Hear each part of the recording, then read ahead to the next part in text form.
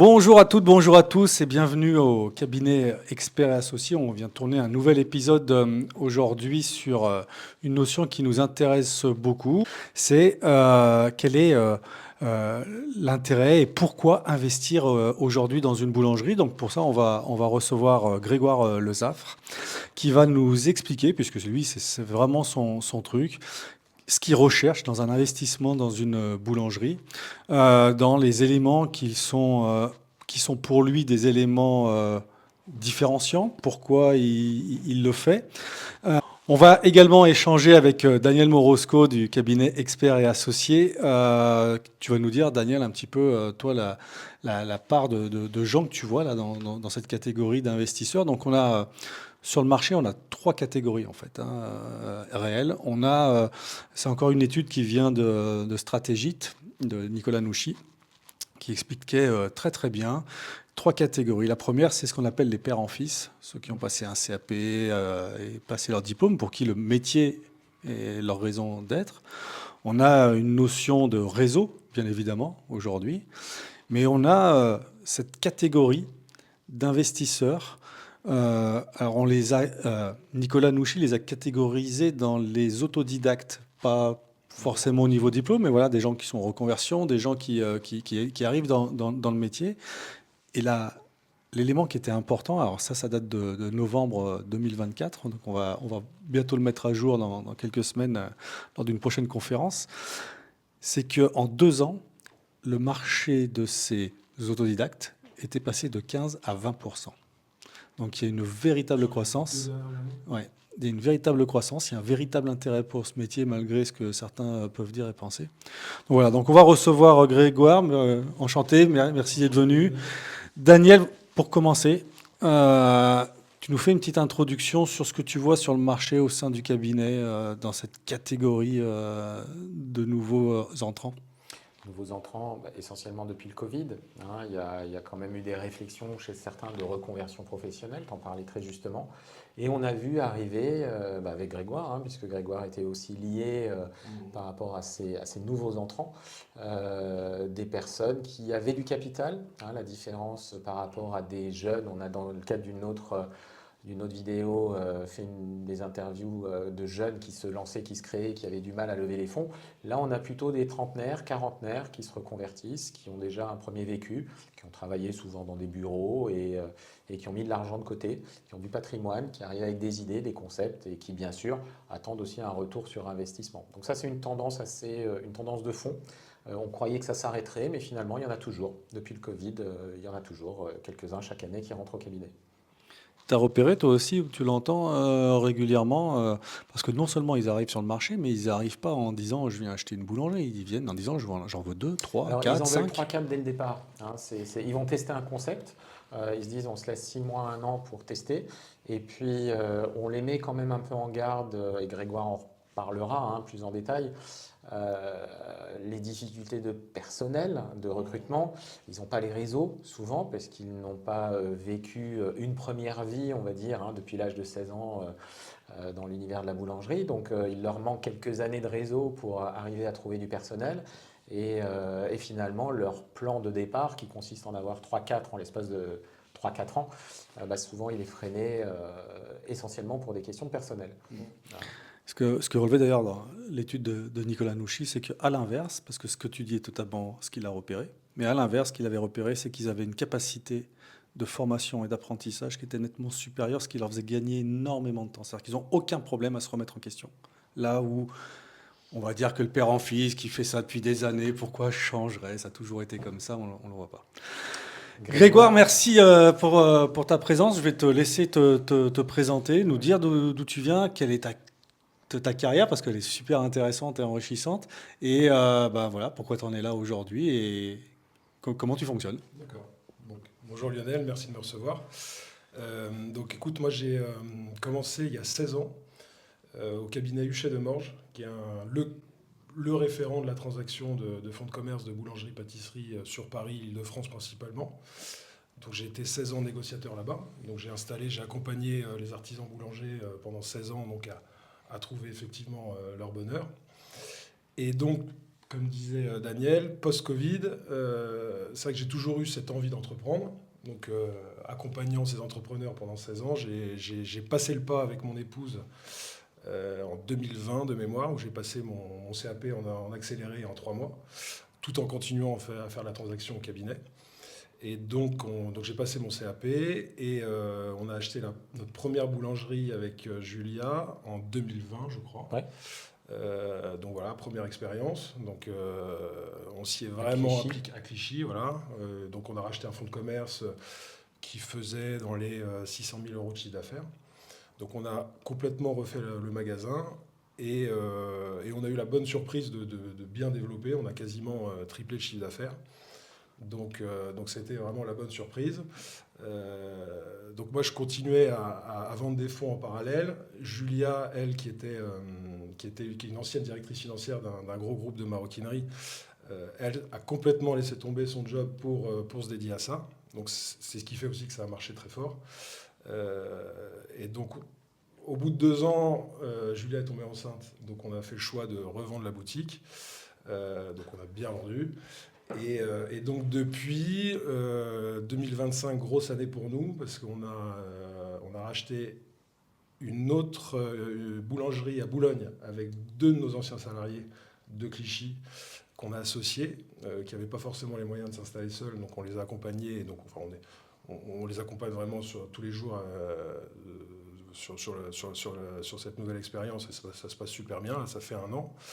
On a rouvert une autre boutique dans le centre de Paris, pareil en association, avec un de mes anciens collègues de travail avec qui faisait aussi de la négo. Et là, on rouvre une 3e boutique, avenue de la Grande Armée, à Paris.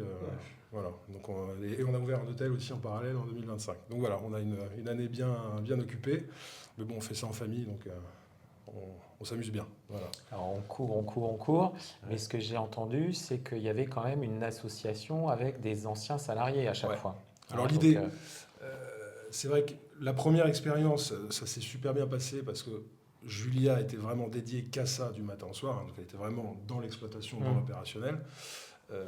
Donc se relancer dans l'aventure pour nous, c'était plus naturel de le faire en association avec des gens opérationnels vraiment dedans du matin au soir. Donc de devenir investisseur. Ouais.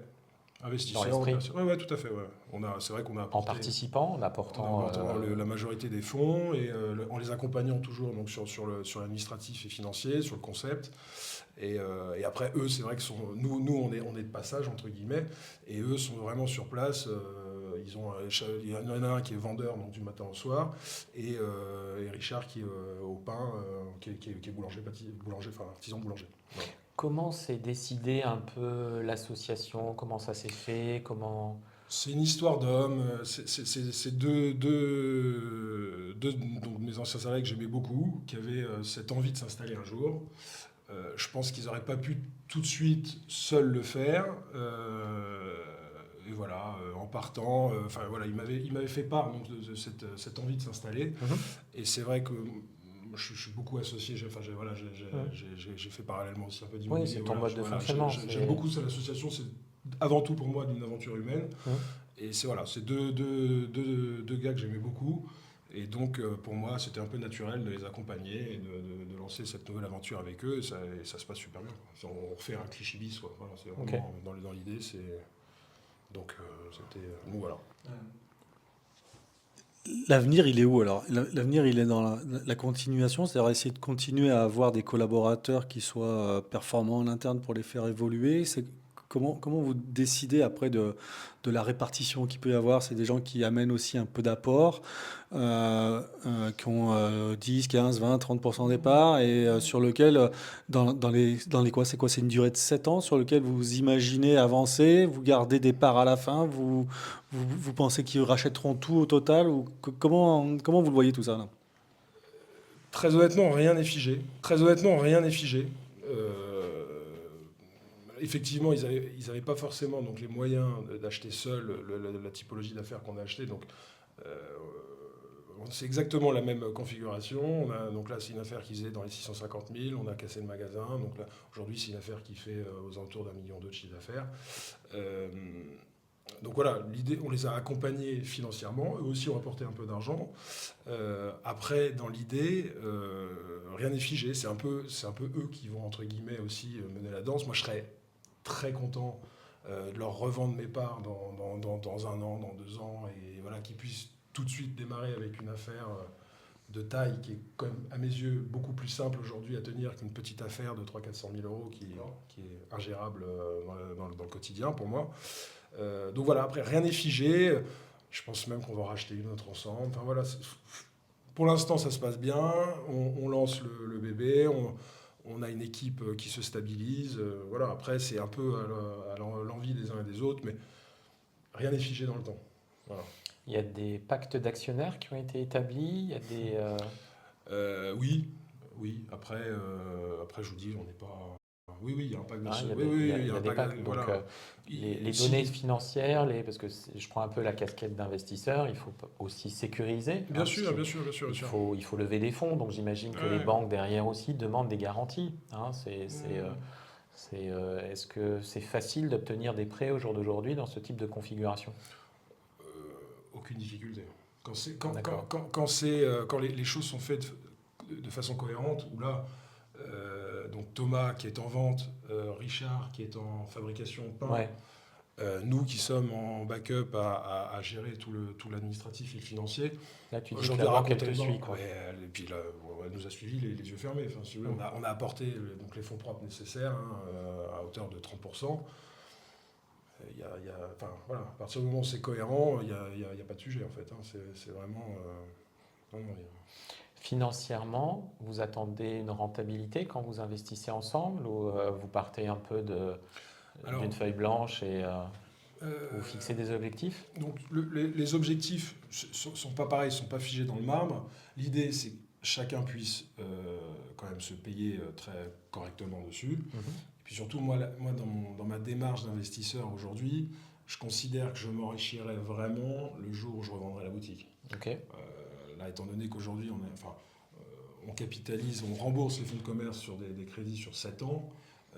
Aujourd'hui, sur la région parisienne, on a quand même des valorisations de fonds de commerce encore importantes. Donc, on s'enrichit réellement le jour où on revend. Donc, tout le monde, entre guillemets, vit sur la bête. Après, voilà, effectivement, je pense on s'enrichira vraiment le jour où on vendra. Donc c'est plutôt un retour sur investissement, Ouais. un retour Alors avec après, une vente à la sortie. on capitalise, Vous capitalisez. le remboursement de nos financements tous les mois. Donc, voilà, c'est pas de l'argent palpable tout de suite, mais c'est. Les rémunérations sont importantes ou il faut en avoir plusieurs pour arriver à Non, les avoir... rémunérations, enfin, si quelqu'un qui s'installe espère gagner 10 000 euros net sur sa boutique, c'est possible, mais c'est compliqué aujourd'hui quand on voit le coût d'un salaire, que vous savez mieux que moi, Daniel. Enfin, on fait en sorte de se sortir, enfin de se verser les salaires les plus bas possibles. On sort du dividende quand on peut. Mais voilà, l'idée c'est d'optimiser et puis d'être accompagné justement par un bon expert comptable pour optimiser le tout et le payer le moins de fiscalité possible. Ça, non, non, après on vit bien, on vit très bien, mais c'est pas. C'est vraiment pour moi, et puis moi qui ai fait ça pendant 16 ans, on s'enrichit quand on vend. C'est pour ça que j'ai plutôt cette politique à vouloir de dire on revend. Ce qui veut dire qu'on cherche toujours le coup d'après aussi, Ah, bien sûr. pour, C'est pour ça. pour s'enrichir aussi. Et puis, alors, Oui, oui, va se poser le problème des 30% d'apport au bout d'un certain temps, non? oui. Après, oui, oui, bien sûr. Après, on peut se faire accompagner et puis effectivement trouver aujourd'hui des fonds dans ce type d'investissement. Enfin, pour moi aujourd'hui, il n'y a pas plus sécurisant que d'acheter une boulangerie-pâtisserie, vendre du pain avec les temps qui courent, si vous voulez. Quand on voit le contexte géopolitique, enfin tout le Covid, la Covid qu'on a vécu, aujourd'hui on peut tout anticiper. Pour moi, il n'y a pas plus rassurant que vendre du pain. Ça, c'est important comme message parce qu'on l'oublie souvent. On a un discours assez négatif encore aujourd'hui sur l'investissement en boulangerie-pâtisserie. Ça reste risqué à cause des augmentations de coûts de matière, de l'énergie, des charges de personnel qui sont importantes. Oui, on s'adapte. Mais finalement, voilà, comme le dit Grégoire très On justement, s'adapte, il y a une adaptation possible. Tous les commerçants, entre guillemets, augmentent leur prix de vente. Bah, nous aussi un petit peu. Voilà. Après, c'est sûr qu'il y a un gros travail aujourd'hui Aujourd'hui, il vaut mieux être gestionnaire que fabricant. Ça, j'en suis convaincu. Il vaut mieux. Enfin, j'ai l'exemple d'un de mes vieux clients qui a eu une carrière exceptionnelle dans la boulangerie-pâtisserie, qui m'a toujours dit, Grégoire, j'ai commencé à gagner de l'argent le jour où je suis monté au bureau et j'ai compté. Oui. Et ça, c'est vrai que c'est toujours resté pour moi. Donc c'est vrai que c'est un secteur d'activité où il y a quand même des marges encore très correctes. Alors c'est À suivre, hein, à suivre, avec des voilà, outils dédiés, on en parlait. Ouais, bien sûr, bien sûr. Mais non, pour moi, il n'y a pas plus rassurant que d'investir dans ce secteur d'activité aujourd'hui. Euh, Ok, si je me place du côté d'un boulanger, j'aurais tendance à me dire, en fait, est-ce que ces affaires, parce que tu as comme une que tu as fait grossir fois 3 en 2 ans, c'est énorme, celle que tu as aujourd'hui fonctionne très bien, tu les fais grossir aussi. Est-ce que c'est dû uniquement au fait d'avoir été vendeur de fonds et puis finalement, est-ce que tu t'es gardé les meilleurs trucs ou est-ce que tu as une astuce ou est-ce qu'il y a quelque chose qui fait que ça fonctionne très bien pour toi parce que finalement, tu as capitalisé sur les 16 ans d'expérience. Quelle astuce on peut donner à ces artisans qui disent, mais moi aussi, j'aimerais bien trouver une boulangerie comme ça, ou est-ce que tu t'es pas fait de cadeau et tu t'es dit, bah non, il y a aussi des difficultés, mais je me sens capable de les remonter. Alors, je suis très à l'aise avec ça parce que c'est rigolo cette question que tu me poses, Lionel, parce que donc, Clichy, la première affaire que j'ai achetée, je l'ai fait visiter chez beaucoup de monde. Même entre autres à des clients, des vieux clients que j'aime beaucoup, en leur disant putain, j'y crois, c'est bien, allez-y. Hein. Ça plaisait pas. Là, donc, non, je me garde pas du tout, entre guillemets, les bonnes affaires. Pour moi, les affaires, c'est uniquement propre à l'exploitant. Donc, la seule chance réelle que j'ai eue, c'est pendant 16 ans, c'est de côtoyer énormément de monde. Enfin, énormément d'artisans boulangers. Et ça pour moi, c'est un enrichissement énorme parce que, voilà, le fait de se balader partout, de voir tout ce qui se fait, etc., ça m'a permis de prendre un petit peu du bon de chacun. C'est la chance que j'ai eue. Après, non, enfin, il n'y a pas de bonnes affaires, entre guillemets. C'est tellement propre à l'exploitant. La seule chose où il faut être hyper vigilant, c'est les frais fixes. Voilà. Le loyer. Le loyer, on commence par le loyer. Hein. S'il n'y a pas des charges d'eau démentielles. Enfin, voilà. Après, la masse salariale, bah, c'est nous qui la faisons. La marge brute, c'est nous qui la faisons. Donc voilà. Et puis après, les bons emplacements restent des bons emplacements. Maintenant, les progressions qu'on a faites, c'est pas sur des emplacements numéro 1, c'est sur des emplacements second plus. Mais voilà, surtout ce qu'on a su, entre guillemets, faire, je pense, c'est s'adapter à la tendance actuelle, faire des produits qui nous ressemblent, gourmands, simples. C'est tout ce qu'on fait, c'est d'une simplicité sans nom. Et moi, justement, je suis jamais parti dans des produits trop élaborés, trop coûteux, etc. En fait, on essaie de vendre des choses qui nous plaisent. Voilà. Donc, je pense que c'est ce qui a fait aussi que ça a marché. Et puis on s'en occupait. Un bel accueil en vente. Moi, je considère que la vente, pour moi, c'est 70% de la réussite. Hein. Vous avez beau avoir le plus beau produit de la Terre, si vous êtes reçu par une porte de prison, ça peut pas marcher. Donc ça, voilà, on est très, très exigeant par rapport à ça. Vous faites des formations pour les vendeurs, les vendeuses? Non, mais j'essaie de me mettre avec eux beaucoup en vente. Ok. Donc au démarrage, les ouvertures, je passe Vous êtes beaucoup de présent. temps. Ah, ouais, Vous ouais. êtes présent. Ouais, ouais. Et je les reprends régulièrement. Donc avec Julia, tous les deux, vous êtes là. Ouais. Ok. Ouais. Ok. Ouais, ouais. Non, on essaie vraiment de s'en occuper, de leur montrer, et puis même j'en fais trop. Oui. Mais oui, pour moi, c'est...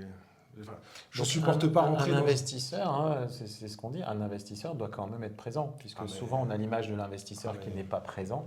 Le succès d'un bon investissement, puisqu'aujourd'hui tu disais avec tes 2 salariés, finalement tu y passes tous les jours. Tous les jours. Tous les jours.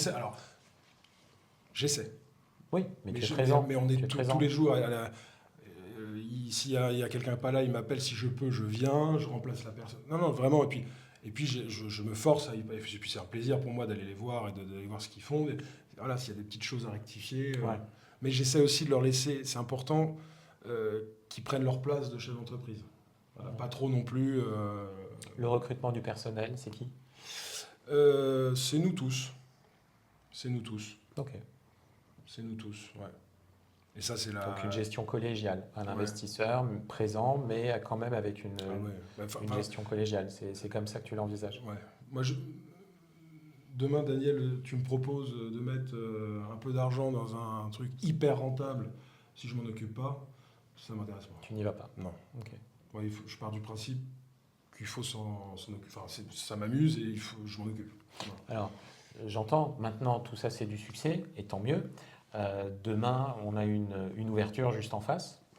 On se dit que on n'atteindra pas les objectifs de chiffres, hein. On est présent, on est là, on Tu fait veux dire tout ce qu'il faut.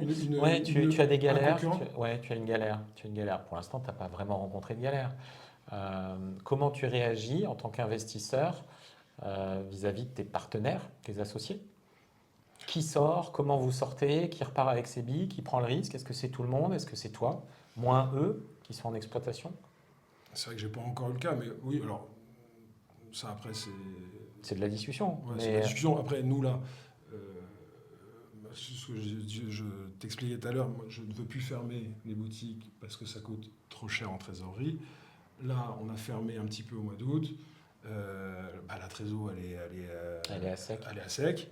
Bon, Julien et moi, on ne se rémunère pas. Les autres, nos associés se rémunèrent. Ils ont plus besoin que nous. Donc, voilà. Mais Ok. ça se fait en bonne. Et on se rattrapera quand il y aura de la trésor. Enfin, voilà. Nous, ça se fait naturellement. Après, le jour où vraiment il y a un gros pépin, on assumera. Et puis, Le pépin, c'est par rapport à l'ouverture qui fait que l'idée qui était de dire je m'enrichis en vendant, finalement je vends beaucoup moins ou alors je vends au prix auquel j'ai acheté. Je ne fais pas vraiment d'effet levier. Donc là, c'est un investissement, on va dire, un peu moins rentable. Ouais. Est-ce que vous partez avant? Vous sabrez, entre guillemets? Est-ce que vous restez dedans quand même jusqu'à la fin en disant Alors, on moi, capitalise quand même un peu? on reste dedans. Vous restez dedans? On reste dedans. Ok. Tant qu'on s'amuse et que c'est en Ok. bon esprit. Après, il peut y avoir des fâcheries, hein, ça c'est possible. Je sais pas, j'ai pas eu encore le cas, mais il peut y avoir des difficultés, on les assumera. Et puis voilà. Mais oui, le pire des cas, c'est qu'on puisse pas se rémunérer, je pense. Bon, écoutez, on attendra un petit peu, et puis en tout cas, on se rémunérera à la sortie. Donc, Oui. pour moi, il n'y a pas de, Ouais. il y a pas de, en fait, il y a pas de sujet. Ok. Après, Dans ce type d'association, dans ce type d'organisation, comment vous garantissez, alors, j'imagine que déjà, pendant 16 ans, d'avoir vendu des fonds de commerce, de bien connaître le métier, ça aide beaucoup.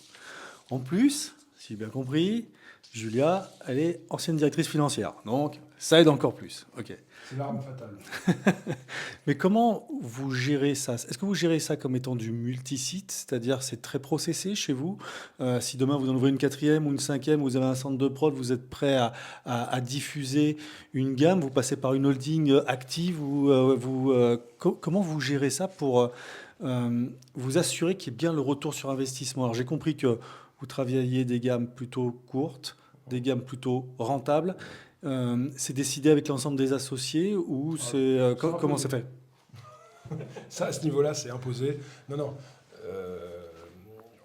Julia est quelqu'un de très structuré, très carré. Donc, tous les produits qu'on met en vente, c'est réfléchi. On essaye de calculer le coût matière, de mettre un prix en face cohérent et de maintenir des marges.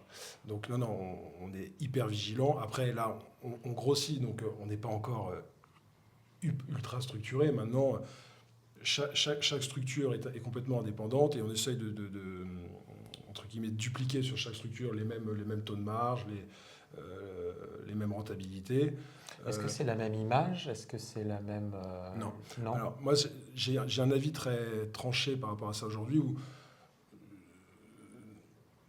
en 16 ans, j'ai vu donc, des carrières fulgurantes de multifonds, de chaînes se développer, qui étaient très tendance à l'époque où voilà, effectivement, des investisseurs, ou même des boulangers. Hein, Même des boulangers, on en a quelques-uns. Des boulangers qui ont bâti des empires en très peu de temps, vraiment des réussites fulgurantes et dont je suis admiratif. Ça m'a toujours, j'ai toujours adoré ces profils. Je pense qu'aujourd'hui, on a plutôt tendance à revenir un petit peu en arrière où le consommateur a envie d'aller chez l'artisan et pas chez telle enseigne, ouais, ou la boutique qu'on voit pas partout dans Paris. Voilà. Donc, nous, en tout cas, aujourd'hui, chaque point de vente a complètement son indépendance et son image. Voilà. Donc, pas d'identité Pas visuelle, d'identité, non. pas de Alors, marque, Si pas de... on s'amuse à faire un logo, à créer, voilà, chaque boutique a un nom particulier, a son packaging, Oui. etc. Mais on fait. Mais c'est individualisé. Ouais. Ouais, Ouais. ok. Donc, Je- si je suis à Boulogne, je ne suis pas avenue de la Grande Armée, je ne le Exactement. sais pas. Et personne sait et qui personne ne voilà, sait. exactement. Personne Non, ne non, sait. non, non. Ok. Non. Ça, c'est vraiment. C'est une volonté de notre part. Et on s'adapte aussi. À Boulogne, on a un certain concept. À la Grande Armée, c'est pas le même. Paris Centre, c'est pas le même non plus. Enfin, vous voyez, on essaie de s'adapter à notre environnement aussi, quoi. Mais après, nous, n'étant pas du métier, artisan, boulanger, pâtissier, on essaie quand même de sélectionner des emplacements où on peut vendre du café, de la viennoiserie le matin et du snacking le midi. Et on aspire aussi à faire du beau pain, mais des produits très simples, quoi. Voilà, on fait beaucoup de pains spéciaux, le vin, mais des produits simples à exécuter. La pâtisserie élaborée, on évite. Voilà. Pas de chocolat, pas plus Non. que ça. Non. Les fêtes. Alors la galette, oui, mais les bûches, tout ça, non, on veut pas. Vraiment, on essaye de rationaliser un maximum la fabrication, qu'il y en ait un qui soit pas là, qui puisse être remplacé rapidement par l'autre. Parce que c'est vrai que le gros sujet quand même en boulangerie-pâtisserie, c'est l'humain. Il y a souvent ça arrive, des gens malades, absents, donc il faut pallier à ça. Voilà.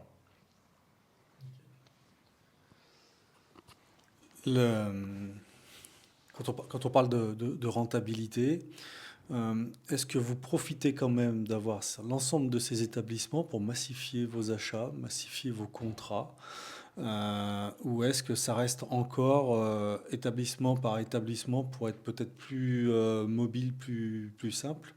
Comment vous gérez ça? Parce que on a beaucoup d'artisans qui aujourd'hui ont 2, 3, 4 magasins. Moi, je suis tout à fait d'accord de dire que c'est pas une obligation d'avoir effectivement le même logo, la même chose, parce que c'est bien de garder cette âme d'artisan et pas montrer, on peut avoir des contraintes. Mais ça permet quand même d'avoir une force de frappe. Donc je vais revenir quand même à cette notion de gestion des achats. Est-ce que c'est fait simplement par établissement ou est-ce que vous avez massifié via une holding ou des éléments comme ça pour essayer de capitaliser encore plus dans cette pensée de la rentabilité? Alors ça, c'est le boulot de Julia. Très honnêtement, clairement, on profite du volume pour effectivement faire baisser au maximum tout le monde. Ça, c'est clair que de toute façon, c'est le nerf de la guerre aujourd'hui. Donc, une boutique, un certain volume, on n'achetait pas du tout au même prix qu'aujourd'hui en ayant... non, et puis on en joue énormément, évidemment. Ça, c'est clair et net. Maintenant, nous, après, on est organisé de tel où on a une société avec Julia de gestion, entre guillemets, qui refacture à chaque point de vente. Donc c'est cette société-là, effectivement, qui s'occupe de gérer tous les achats. Donc là, oui, on en profite. Et c'est hyper important d'être vigilant sur ce secteur, enfin sur ce point-là aujourd'hui. Puis surtout, après, avec les équipes aussi, ce que je dis toujours, très vigilant sur les bons produits, facturés au bon prix, les bonnes quantités sur place. Parce que sinon, les points de marge à la fin de l'année, c'est énorme, le gain ou la perte qu'il puisse y avoir. Et du coup, la question sous-jacente, c'est est-ce que ce sont des modèles qui ne tiennent pas dès le départ en ayant 3, 4, 5, c'est-à-dire où on fait de la massification, mais dès le départ? Oui, mais il faut être organisé, structuré. Ouais. Hein, C'est sûr que... de toute façon, aujourd'hui, moi, je déconseillerais, mais impérativement, à quelqu'un d'acheter une boutique qui fait moins de 300 000 à 400 000 euros de chiffre d'affaires, voire 500 000. En fait, plus c'est gros, plus c'est facile. Parce que aujourd'hui, un four boulanger, ça coûte, j'ai une bêtise, 50 000 euros. Donc quand vous faites 300 000 euros de chiffre, comment vous payez votre four? Ouais, là, tu parles des coûts fixes. Là, tu parles des coûts fixes, qui restent incompressibles, ouais, hein, on est d'accord. Et la masse salariale aussi. Quand vous avez 10 personnes, il y en a un qui est pas là. Bon, les autres peuvent pallier à ce manque. Quand vous avez une boutique où vous êtes monsieur, madame, plus un ou deux salariés et qu'un ou deux salariés ne viennent pas, vous êtes situation délicate. Donc non, aujourd'hui, effectivement, il faut prendre le plus gros possible pour pallier à tous ces coûts et pouvoir négocier aussi les achats avec les fournisseurs. Dans la négociation, vous vous fixez des objectifs de négo, des objectifs de prix? Des objectifs, non. Ou c'est juste de la négo comme ça? C'est de la négo, j'ai envie de te dire, on essaie d'être le moins cher possible. Après, je considère quand même que tout le monde doit gagner sa vie. Donc on peut toujours payer le moins cher possible, entre guillemets. Maintenant, nous, on travaille quand même, on fait en sorte de travailler avec des produits de qualité. Donc, on ne peut pas payer, je dis une bêtise, 50 € le quintal de farine. Donc, voilà, on travaille avec les moulins familiaux, les moulins bourgeois, qui sont 2 moulins, je pense, hyper qualitatifs. Bon, bah voilà, on paye la farine à un certain prix. Après, pareil, notre snacking, on a un fournisseur de snacking, on fait venir, on importe toute la matière première d'Italie. Bon, bah, le snacking qu'on achète nous coûte très cher. Et maintenant, c'est ce qui fait que ça marche aussi. Donc, on est vigilant sur les achats, mais on se fixe pas, on n'est pas dans un état d'esprit à vouloir payer le moins cher possible pour faire le plus de marge possible. Ok. Et ça marche. Je pense que ça marche aussi parce qu'on ne se moque pas des gens, on leur met de la belle matière première. Tout à l'heure, tu disais que la trésorerie, au sortir de l'été, elle était un peu compliquée. Est-ce que vous parlez ensemble avec Julia et vos associés de cette saisonnalité? Est-ce que vous anticipez? Comment vous gérez cette trésorerie? Vous avez des découverts? Non, on n'est pas à découvert, mais on est là, on a fermé un peu plus de 15 jours, effectivement, là on est à zéro. Enfin, on est rentré à zéro, et ça ne nous ressemble pas. C'est vrai à Clichy, on avait tendance à avoir une grosse trésorerie pour justement pallier à n'importe... Enfin, parce qu'il peut se passer quoi que ce soit. Donc, oui, c'est ça, c'est dans un matériel qu'il faut remplacer, un impondérable. C'est le nerf de la guerre. Enfin, pour moi, avoir la trésor, voilà, ça permet de pallier à quoi qu'il se passe. Donc, c'est hyper important d'être vigilant par rapport à ça. Donc, non, et puis, quand il y a 15 ou 20 fiches de paye à faire et que vous fermez 15 jours, 3 semaines, aujourd'hui, c'est plus possible, quoi. Donc, non, ça, en fait, ça va même pas être un sujet de discussion, c'est des maths, hein, donc on va plus fermer. Après, c'est compliqué aussi à entendre, hein. Tout le monde ne peut pas se permettre de ne pas fermer. Il faut aussi pouvoir poser les congés pour les équipes, s'organiser en contrepartie. Alors après, il y a un sujet d'organisation quand même. Après, dans les périodes d'été ou de vacances scolaires, on va mettre des gens en vacances, on va réduire les équipes, voilà, on va s'organiser. Mais c'est sûr que même si on fait 30 ou 40% ou 50% de chiffre d'affaires en moins, c'est toujours de l'argent qui rentre plutôt que fermer. Aujourd'hui, qui ferme, Franprix d'à côté fait ouvert 7 sur 7, tous les commerces. Vous êtes en 7 sur 7 ? Pas encore, mais je pense qu'on va y venir. Pas encore. Non, c'est pareil, c'est une vraie question. Parce que on paye un loyer 7 jours sur 7, pourquoi... Après, attention, on a un profil où, c'est pour ça que je vous dis qu'il faut prendre des grosses affaires pour avoir du personnel, entre guillemets, pour pallier à tout ça. Quand c'est monsieur, madame qui travaille dedans du matin au soir, évidemment, c'est tout à fait normal de fermer une journée, voire deux, et c'est 5 semaines dans l'année. Enfin, voilà. Nous, on est dans un état d'esprit où on n'est pas dedans du matin au soir. Oui. Donc, même mes associés, ils peuvent prendre une semaine de vacances, on va rester ouvert. Voilà. Il faut vivre un petit peu avec son temps, quoi. Ouais. Donc ce qu'on entend, c'est que c'est quand même un mode de gestion un peu particulier, hein, en cas d'investissement. Il faut s'adapter, il faut moduler. On a des problématiques de trésorerie. De toute façon, il faut aussi rembourser des échéances d'emprunt. Hein, donc, et tout le monde... je ne sais pas, Lionel, tu avais peut-être un petit point à soulever par rapport à l'EBE. Tu parlais de l'EBE dans le cadre d'une vidéo. Oui, le schéma de rentabilité, il est extrêmement compliqué quand on est dans le multisite. On a énormément de boutiques en France qui vont avoir un centre de prod qui va fournir l'ensemble des 2, 3, 4, 5 magasins. et qui en fin d'année pleure parce qu'il n'y a pas de marge nulle part, parce on a fait partir d'un centre de prod des produits avec seulement 10% de marge qui ne rentabilisent pas ce dernier. Et puis le magasin, au lieu d'avoir ses 75-80, il a plus que 60 ou 70. Et finalement, c'est toute une dégradation globale. Vous êtes vous avez un centre de prod où chaque magasin produit 100% pour lui? Ouais. Chaque boutique est complètement autonome et justement, on va s'imposer de rester sur cette politique-là parce que je l'ai vu effectivement avec grand nombre de mes clients qui arrivaient à 4, 5 boutiques. Allez, il faut que je m'achète mon labo pour optimiser tout ça. Et en fait, comme tu l'as dit très justement, payer un loyer à fond perdu sur un laboratoire qui coûte une fortune, payer l'essence pour livrer dans chaque point de vente, les stationnements. Enfin, je ne connais pas un client qui a gagné de l'argent, enfin un boulanger, un gros multisite qui a gagné de l'argent en faisant ça. Donc, nous, on va rester artisanal, classique, où tout est fabriqué sur place. Alors, à la rigueur, une boutique où on achète des très grands locaux qu'on fabrique, je te dis une bêtise, la viennoiserie sur tel point de vente parce qu'il y a des grands locaux, il y a du stockage, des contispages dans d'autres boutiques, pourquoi pas, à la rigueur.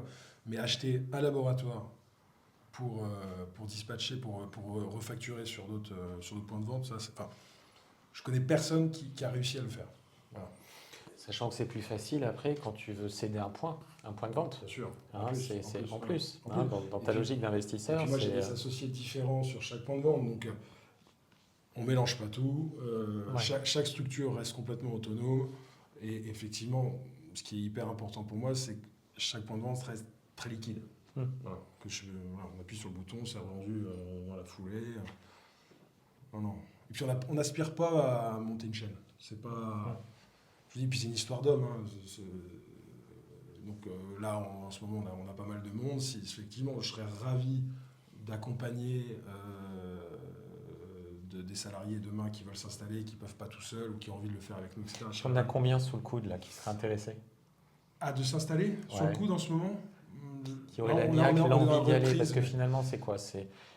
Qu'est-ce qui te limite finalement dans ces associations? C'est le fait déjà, d'en avoir peu. Comme tu dis, des gens qui ont envie de s'installer aujourd'hui, des artisans, enfin des exploitants qui ont envie de s'installer, il n'y en a pas beaucoup. Donc là, il y a 16 ans, on installait énormément de jeunes. Parce que la promotion, entre guillemets, quand on était boulanger-pâtissier, c'était de s'installer. On s'en a installé énormément. Aujourd'hui, nous, si on n'a pas les gens comme moi, on ne vendrait plus de boutique. Quoi. Les reconversions, c'est aujourd'hui eux qui font le marché. Donc, donc, aujourd'hui, dans les équipes, déjà, trouver le jeune ou les jeunes qui ont envie de le faire. Et puis, on est ouvert. Après, voilà, c'est une opportunité. Après, c'est une histoire d'homme, tout ça. Toi, Daniel, un dernier conseil, là, justement, si on revient un peu sur du multisite, de la refacturation intermagasin, c'est quoi ton idée, ta politique? Alors moi, j'ai tendance à toujours un peu botter en touche et dire c'est du cas par cas.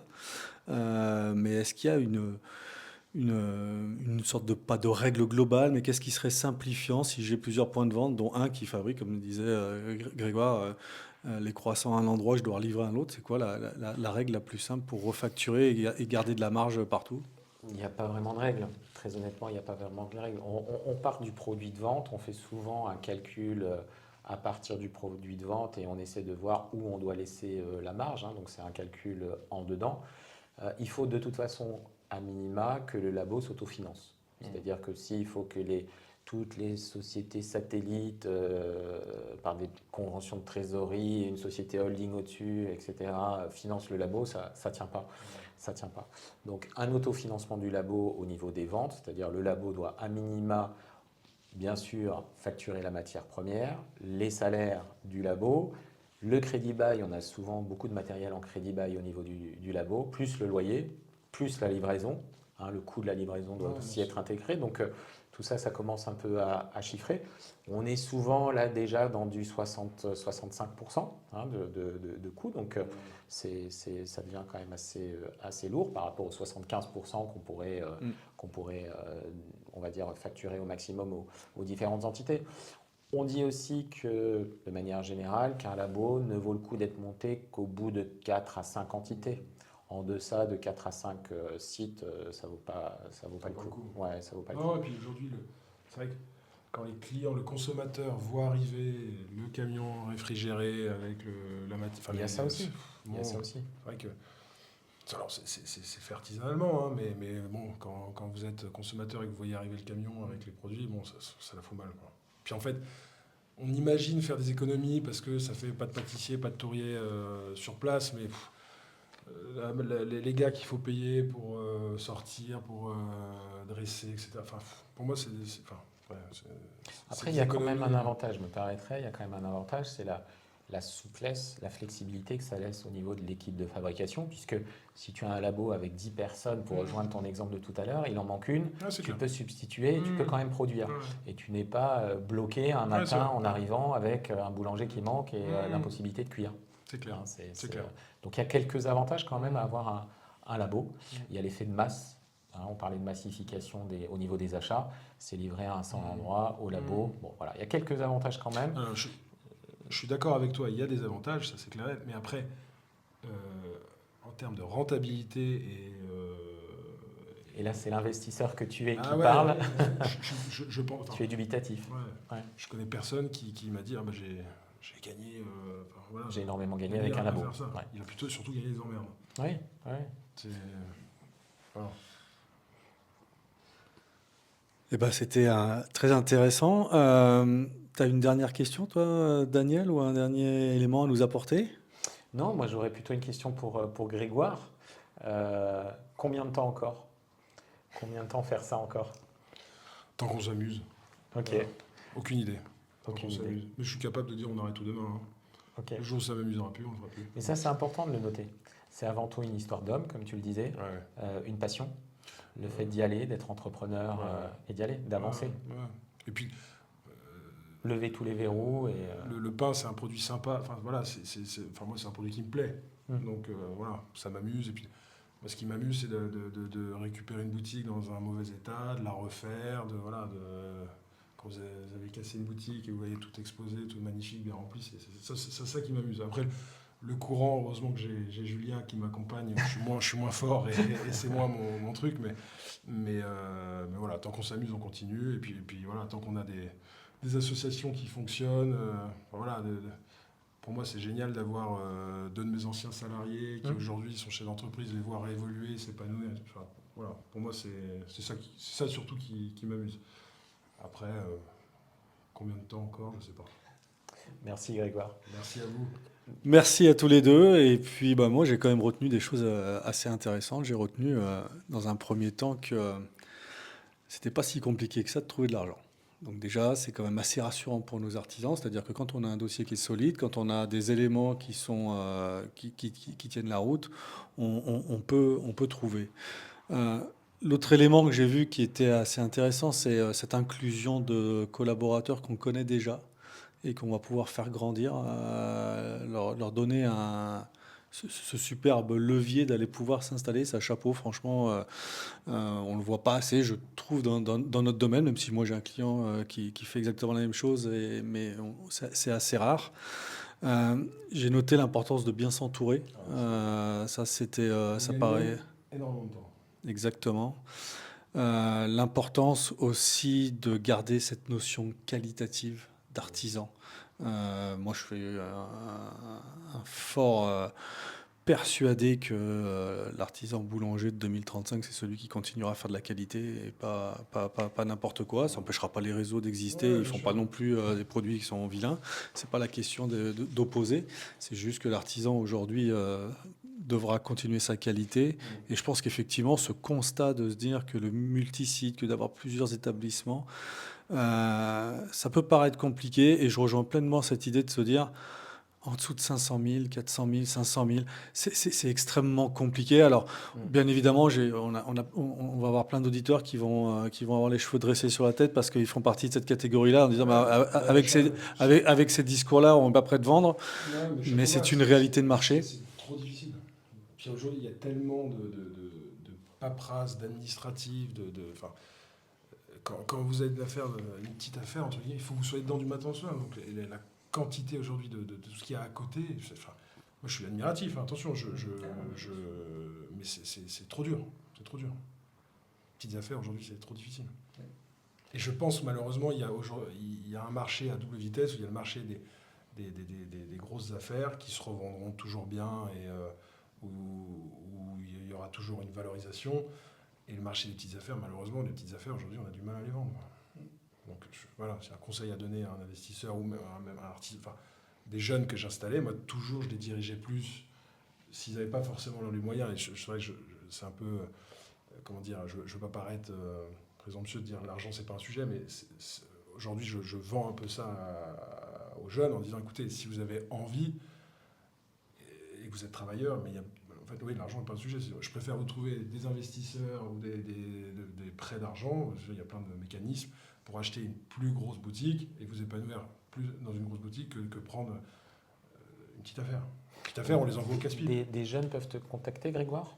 Avec plaisir. Avec plaisir.